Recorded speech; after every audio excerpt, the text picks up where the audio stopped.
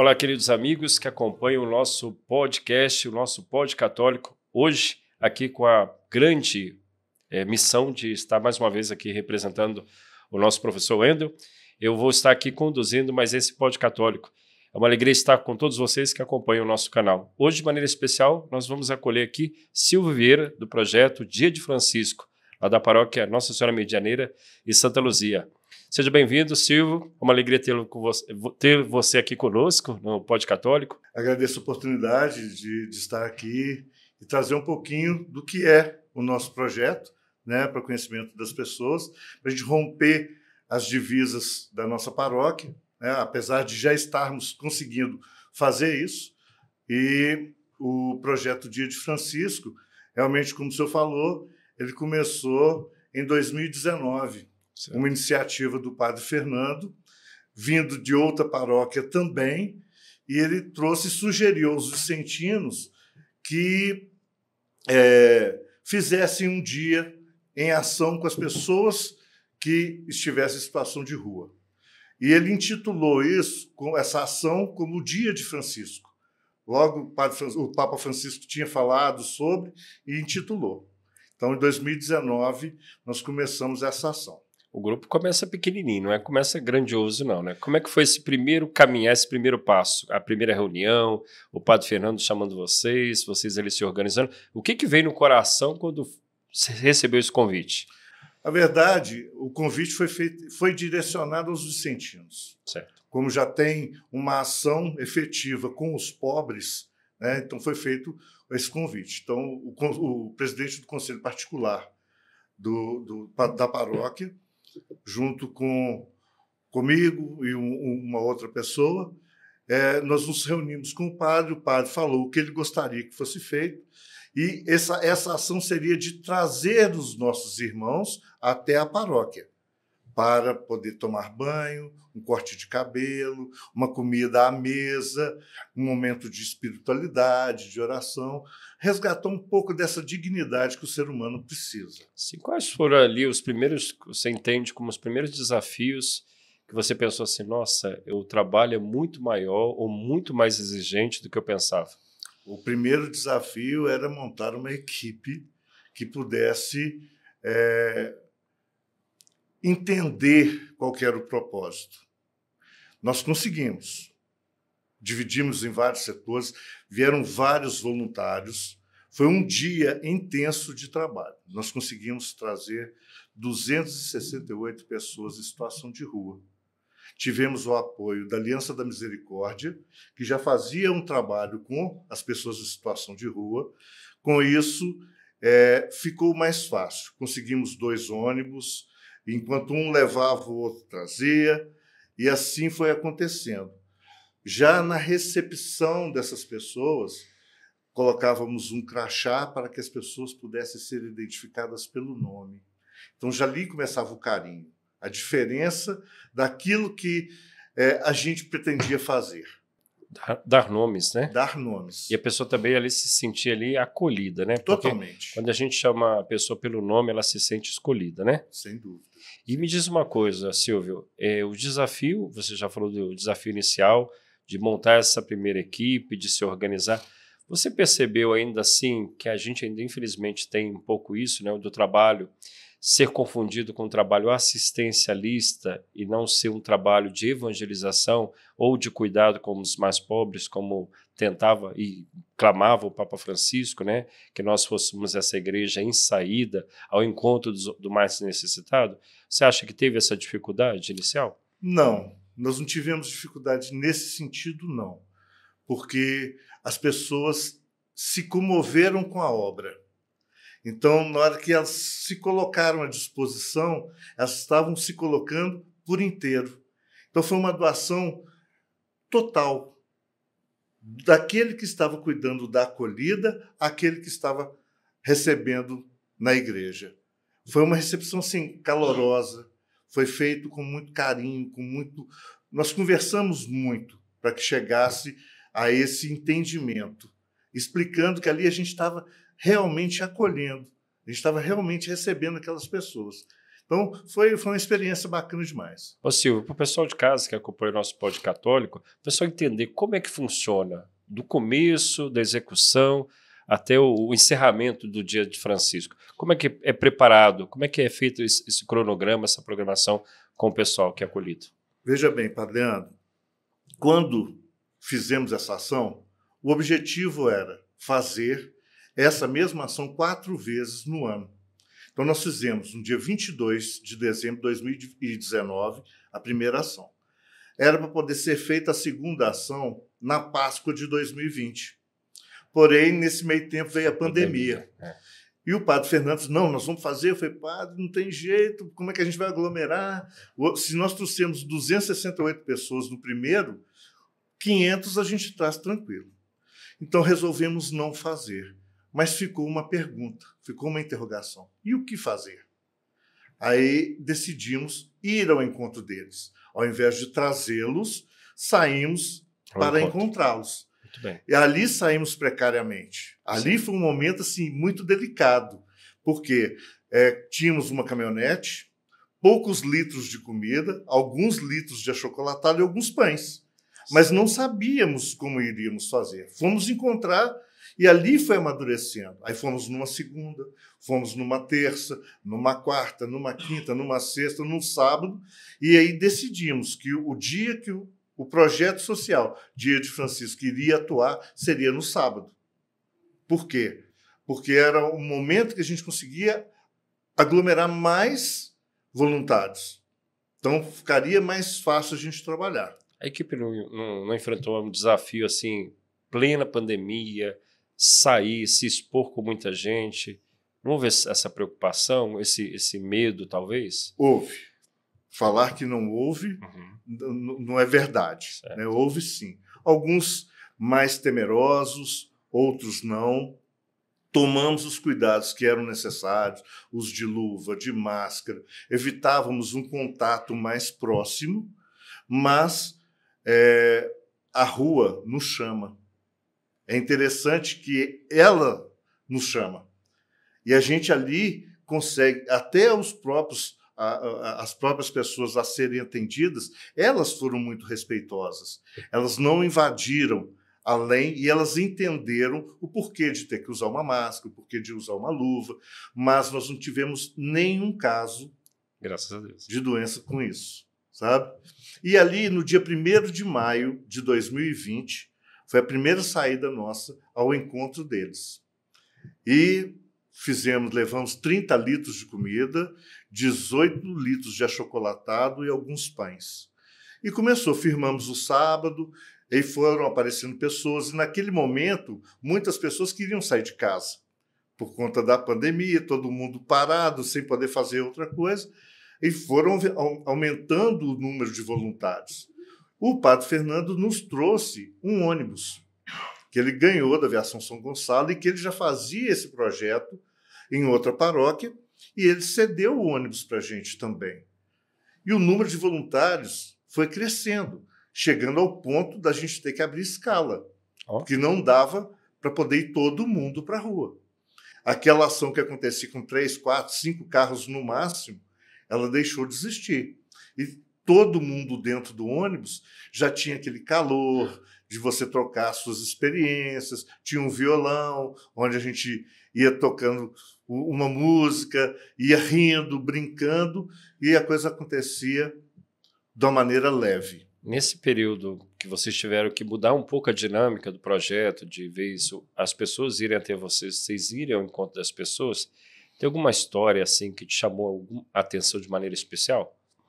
Ah, história tem muita. Acreditei em tanto, né? História tem muito. Uma história muito interessante, Padre Leandro, é até para poder transformar a abordagem. Como a gente ainda estava formando os locais onde iríamos servir o alimento, nós estávamos com um engradado, colocamos as marmitas no engradado e fomos distribuindo ali na região central.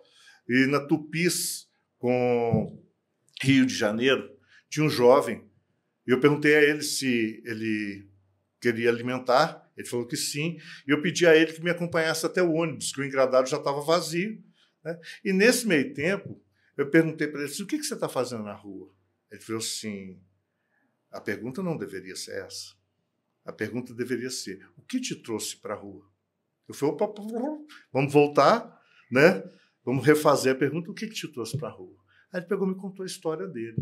Contou a história, o pai perdeu a casa numa mesa de jogos, nossa. E quando o pai morreu, os donos da casa foram lá e os retiraram da casa. Então ele ficou em situação de rua. E logo em seguida, veio uma história maravilhosa, que esse jovem, ele estava trabalhando no estacionamento, estava se abrigando num estacionamento, e com o que ele tinha de recurso na época, esse jovem passou no vestibular de veterinária. Olha.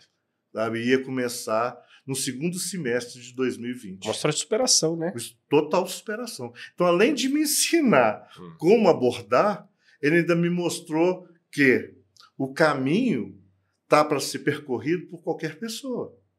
Você tem que identificar se você tem capacidade ou não. Ele não escolheu, né, estar nas ruas, né? Houve uma situação que colocou ele naquela situação de rua, né? Assim como ele, muitas pessoas, né, que às vezes as pessoas marginalizam, né, a população de rua, né, as pessoas que estão à margem da sociedade, e que a gente retoma isso no Evangelho, a gente percebe quanto que Jesus se aproximava dessas pessoas, né? Aquelas que eram excluídas, aquelas que eram marginalizadas. Jesus não perguntava por que elas estavam naquela situação. Ele ia ao encontro. Ele tinha a dinâmica do aproximar-se, do tocar. Para você, Silvio, quando você toca numa pessoa, na história dela, ouve ali a sua tristeza, a sua dor, o que mais te impacta enquanto ser humano, enquanto homem, casado, com filhos, atuante, cristão na igreja? O que te mais, assim, mexe com você? Leandro, eu costumo dizer para os voluntários que se a gente acha que a gente está levando alguma coisa dos nossos irmãos, na verdade a gente está recebendo. A gente está recebendo e muito, porque o exercício de virar o rosto para trás e olhar que a nossa vida é extremamente rica em comparação com a vida deles. Então esse, para mim, é o maior dos aprendizados. É aprender a valorizar aquilo que você tem, aprender a valorizar tudo aquilo que já foi proporcionado na sua vida e que muitas das vezes a gente deixa de lado por egoísmo, por vaidade, por ignorância. O ignorância que eu falo é do ignorar que existe situação pior. Sim. Né? Então, a gente, enquanto voluntário, e essa obra, a gente também faz questão de ressaltar que essa obra não é nossa. Sim. Essa obra é de Deus. Sim. A gente é apenas instrumento. Enquanto a obra for de Deus, essa obra não acaba. Verdade. Né? Nada vai faltar nessa obra. Os desafios são enormes, enormes. A gente, a cada dia, porque o ápice do projeto é o sábado, Sim. que ali é a entrega, tal. Mas esse projeto ele trabalha de segunda a segunda. Tem pessoas que estão ali imbuídas em fazer esse projeto melhor, esse projeto crescer. Né? Então, ao longo desse nosso bate-papo, eu consigo te passar que a construção desse projeto está sendo cada dia maior. Você percebe que, trabalhando nesse projeto, você está escrevendo uma história? Um livro muito bonito? Sim. Talvez um livro, quem sabe, né? Fazer uma publicação contando como é que é a história desse projeto, como que ela começou, como que ela se desenvolve e quais são os projetos para o futuro, né, para essa obra, né? Porque a obra, como você disse, ela não é nossa, né? É Deus que nos chama para ser verdadeiros instrumentos. Você acha que hoje o que falta enquanto ser humano, enquanto cristão? Porque você falou uma coisa muito bonita, né? Uma coisa é a gente quando está de fora. Uma outra coisa é quando a gente passa a servir, acompanhar as histórias. Eu falo por mim, que eu já trabalhei em projetos parecidos, semelhantes ao Dia de Francisco, e eu falo que a gente volta transformado e nunca mais o nosso olhar ele se torna o mesmo. A gente sempre vai passar por essas pessoas e vai ter um olhar diferenciado, porque a gente vai começar a enxergar essas pessoas como irmãos, não mais como alguém que está ali solto, esquecido pela sociedade. A gente passa a olhar Acho que com o olhar que o próprio Cristo olhava para as pessoas, né? Um olhar de misericórdia, um olhar de pertença, um olhar de cuidado. Eu queria te perguntar ainda mais, como é que é o preparo desses voluntários para trabalhar no Dia de Francisco? Hoje, por exemplo, uma pessoa quer chegar e falar para você, Silvio, eu quero servir no Dia de Francisco. O que é que eu preciso fazer? O que é que você fala assim, o primeiro pré-requisito? Primeiro, a acolhida, né? Se não existe uma acolhida bem feita com o voluntário, ele não volta. Ele vem ver, tal, admira ou não. A acolhida tem que ser intensa. Por quê? Esse projeto ele tem duas fases já iniciais. A primeira, da construção, da concepção, que foi onde o Padre Fernando colocou o Dia de Francisco. Mas no dia que nós saímos para a rua, nós já deixamos de ser um Dia de Francisco e passamos a ser um projeto social Dia de Francisco, mirando na peregrinação do nosso fundador. Vamos colocar como fundador nosso exemplo, que é São Francisco de Assis. Sim. Que ele saía ao encontro do pobre. Ele estava ali peregrinando e fazendo e trabalhando com o pobre. Então, ali nós resolvemos passar esse projeto para um projeto de São Francisco de Assis. E começamos a entender isso melhor. Nesse meio tempo, nós começamos a perceber que a gente precisava ganhar legalidade. Então, a gente estava dentro da igreja, a gente utiliza as dependências da igreja, mas a gente, quando pedia doação, a gente falou assim, pode depositar na conta do Silvio, ou então na conta do outro. É CPF, né? Então, para você trazer seriedade para isso, entendemos que seria necessário montar uma associação. E nós tivemos todo o cuidado para montar essa associação para que ninguém pudesse chegar e falar assim, vocês estão querendo desvincular da igreja. E não é isso. É ganhar legalidade. Com o CNPJ, você se torna mais sério. Com o CNPJ, você tem condição de chegar e buscar em repartições públicas e privadas recursos que são de direito da sociedade. Sim. Né? Então, nós começamos a nos organizar nesse sentido. Primeiro, tendo o entendimento do que seria uma associação. Ninguém ali nasceu com uma expertise grande, a gente vem amadurecendo à medida que o carro vai andando, a gente vai amadurecendo, e com isso a gente vem solidificando o projeto. Nós já estamos na segunda gestão do projeto, hoje uma diretoria que é mais participativa, até mesmo porque, sem exclusão nenhuma aos outros que já participaram, né? Mas à medida que a gente vai amadurecendo, a gente vai ganhando força, e nós tivemos uma oportunidade de ter uma consultoria com uma advogada especialista no terceiro setor, que ela falou uma frase muito interessante para a gente. Qual foi a frase? Projeto social tem que arder no peito. Se não arde no peito, a pessoa vem e vai embora. Não fica, né? Não fica. Então, quando arde no peito, aí voltando à pergunta que o senhor fez, qual que seria esse preparo? Primeiro, com a acolhida. A gente tem que ter uma acolhida sólida e a pessoa tem que sentir o brilho nos nossos olhos para poder enxergar a verdade do que é o projeto. Sim. Né? E mostrar para a pessoa que nós não somos entregadores de marmita. Entendeu? Nós não somos. Ali, a comida é o nosso passaporte para poder aproximar dos nossos irmãos. Porque quando elas recebem a comida, Silvio, eu acho que é aquilo que é emergencial. Né? A pessoa está com fome, ela precisa matar a fome naquele momento. Mas além da fome, além da necessidade material, existem outras necessidades. É nesse ponto que eu queria perguntar para você. O que você acha que eles estão mais carentes? O ser humano, de maneira geral, que vive em situação de rua, o que ele está mais carente? O que você percebe? Afeto. Né? Afeto. Escuta. Você dispor o seu tempo em prol do outro. A escuta hoje do projeto é o ponto maior, é o ponto-chave. Porque através da escuta você consegue identificar a dor. Quando você consegue identificar a dor, você vai buscar a solução para essa dor. Você vai conseguir resolver todos os problemas? Não. A gente é um braço do poder público. Sim. Nós, enquanto sociedade civil, a gente tem que se unir ao poder público para poder tentar minimizar essa dor. Né? Então, quando a gente faz a escuta, é grande demais. Por quê? Se você salvar uma vida que foi salva, a gente já parte para outra vida. E assim a gente não vai parar. Então, o projeto hoje, ele não é só levar comida. A gente leva o alimento, a gente faz uma escuta com propriedade.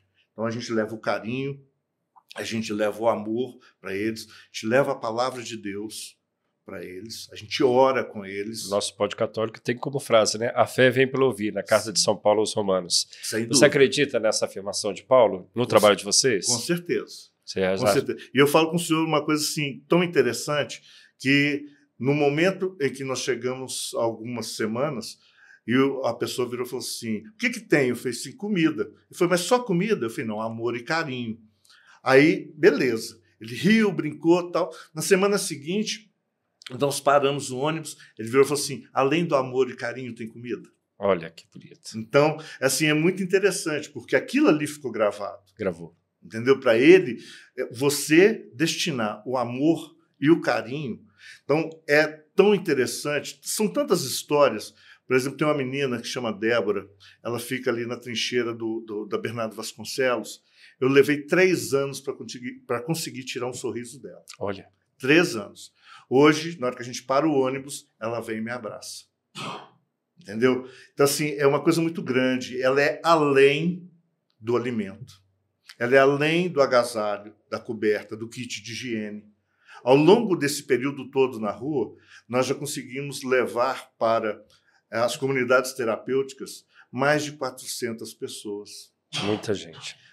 Já conseguimos devolver para a cidade de origem um volume bacana de pessoas. Já tiramos famílias inteiras, devolvendo para Montes Claros, pai, mãe e 2 filhos. Nossa. Mandando para Maringá, para Pernambuco, interior da Bahia.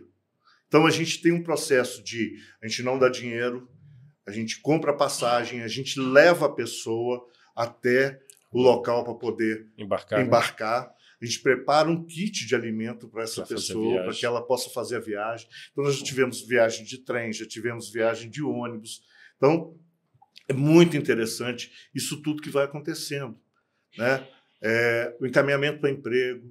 A gente vem procurando fazer parcerias com empresas para que essas pessoas possam ser direcionadas para o trabalho. Tem outros profissionais envolvidos no Dia de Francisco? Claro, tem várias profissões, os membros, né, que atuam no projeto, mas tem, assim, médicos, fisioterapeuta. Aparece esse tipo de profissional para prestar alguma assistência para essas pessoas ou ainda é um pouco difícil esse caminho? Nós já temos parceria com dentista, então a gente consegue já fazer o encaminhamento, a gente vai, busca a pessoa na rua, leva para o consultório, os atendimentos geralmente são feitos à noite, né? Te leva para o atendimento, então já conseguimos prótese, já conseguimos várias situações. Né? A segunda parte do projeto, ela ainda depende de algumas situações. Hoje, como eu falei, por exemplo, a gente utiliza as dependências da igreja. Certo. O salão para poder cozinhar e tudo mais. A gente não tem um espaço grande onde a gente possa implementar essa outra parte, que é o objetivo do projeto, prestar atendimento psicológico, assistência social e jurídico. Então, é ter profissionais, fazer parcerias com faculdades, para trazer profissionais que possam prestar atendimento, não só para a população de rua, mas para a comunidade onde estamos inseridos. Tem muitas pessoas necessitadas, pessoas doentes e que não têm recursos para poder buscar um atendimento dessa grandeza que é a psicologia, assistência social ou jurídico. Então, nós já temos curso para poder ser prestado, nós temos um curso de elétrica, nós temos um curso de IA, para poder ser implementado. Vamos até conversar com o Padre Fernando para a gente poder utilizar as dependências da comunidade São Judas, né? Para que a gente consiga ir acelerando esses processos até o dia que a gente vai conseguir ter a sede do projeto, onde a gente possa implementar cozinha, sala de aula. Ótimo. Né? Então, isso vem com o tempo. Ô Silvio, uma pergunta que não pode faltar. Eu estava querendo fazer essa pergunta há muito tempo, mas a gente não vai esquecer dela, não. Quem quiser ajudar, colaborar com o Dia de Francisco, o que precisa fazer para ajudar vocês? Padre Leandro, existem várias formas de ajudar o projeto. Primeiro, sendo um voluntário, né? E é o mais importante, ser um voluntário. Nós temos a cozinha, onde a gente precisa de voluntário, e o nosso gargalo é a rua. Aqueles que vão ao encontro dos nossos irmãos. Deixando claro que a rua não é para todo mundo. Então, às vezes a pessoa chega achando que é uma coisa e ela não quer voltar. Mas a gente não pode resumir essa ajuda apenas à mão de obra. Então, nós temos a necessidade financeira, né? Nós temos o Pix, que a Qual gente Pix? seria o nosso CNPJ, que é o 44 695 265 1000 ao contrário 27. Vai colocar na legenda aqui do Pod Católico. Isso, Quem quiser fazer a doação, ajudar o projeto, pode fazer a doação pelo Pix. Nos seguir através do Instagram. Qual é o Instagram? Que é o diadefrancisco.projeto. E ali, quanto mais seguidores tivermos, a gente vai tentando levar mais conteúdo para as pessoas, né? E divulgando o projeto. Essa divulgação do projeto é essencial, para que as pessoas entendam qual que é o propósito desse projeto, né? As pessoas podendo replicar tudo aquilo que a gente for publicando, isso vai ser de uma grandeza enorme. A gente precisa de dinheiro, como qualquer instituição. Sem dinheiro a gente não consegue fazer a obra acontecer. Recebemos uma carne, um leite e tal, mas a gente precisa da verba. Alguma instituição, algum comércio que quiser ajudar, é só entrar em contato com vocês. Através do Instagram, lá tem o meu telefone, e aí a gente dá o retorno e a parceria que a gente precisa. Ô Silvio, a gente já vai encaminhando para o finalzinho, o papo está tão gostoso, né? Passa super rápido o nosso Pod Católico aqui, mas eu quero fazer uma pergunta final, que eu tenho certeza que deve estar no teu coração e no coração daqueles que acompanham o nosso Pod Católico. Como que você imagina o projeto Dia de Francisco no teu coração para daqui para frente? Leandro, o que está no teu coração que você sonha? Você fala assim, eu gostaria, claro que a gente sabe que a gente tem um tempo, né, de ajuda, de auxílio, de dedicação, de doação, mas um dia a gente precisa passar o bastão. No teu coração, o que você acha qual o maior legado ou que você sonha para o projeto? O que eu sonho para o projeto é que ele cada vez mais se solidifique como uma instituição que seja pertencente a esta cidade. Que a gente se torne verdadeiramente uma utilidade pública, que a gente consiga fazer e implementar a palavra de Deus no coração de cada pessoa, sabe? E o sonho também é que não tenha mais ninguém na rua, né? Isso aí acho que é o grande sonho de todos nós. Isso é um desejo, sim, que não tem como você falar que não quer. Eu quero muito que não tenha ninguém para a gente atender. Eu acho também ver essas pessoas reinseridas de volta à sociedade, com dignidade, com trabalho, né, com casa, com moradia, se sentindo acolhida e amada. Acho que esse é o grande ideal do Dia de Francisco. Sem dúvida. Silvio, uma alegria enorme ter você aqui com a gente no nosso Pod Católico. É uma alegria também para partilhar com todos vocês esse trabalho tão bonito, tão grandioso, tão cheio de Deus, né, que Deus continue te usando como instrumento para tocar na vida das pessoas, para continuar abraçando, né, não só oferecendo o alimento, mas que tenha sorriso, abraço, carinho e acolhida. Queridos, esse foi mais um Pod Católico. Foi uma alegria tê-los vocês aqui conosco. Obrigado pela audiência. Até o próximo encontro. Tchau, tchau.